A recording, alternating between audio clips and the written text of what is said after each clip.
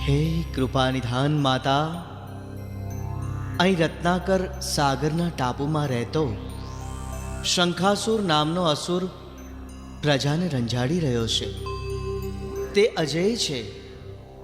આપની સહાયતા વિના તેનો વિનાશ કરવો કઠિન છે માતા. તમે તો ત્રિલોકના નાથ છો. શંખાસુર તમારી શી વિસાતમાં?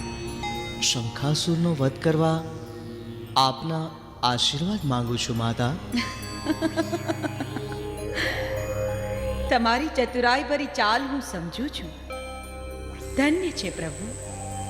મારો મહિમા વધારવાની તમારી ઈચ્છા છે, ખરું ને? હે વરદાયની, વચન આપો માતા. હું હરસિદ્ધિ તમને વચન આપું છું. 56 કોટી યાદવોને લઈને તમે રત્નાકર સાગરના તીરે પહોંચશો ત્યારે તમારા ભાલા ઉપર હું કોયલ સ્વરૂપે આવીને બેસીશ. તમારી સેના સમુદ્રના પાણી ઉપર પણ ચાલી શકશે. તમારો વિજય નિશ્ચિત છે.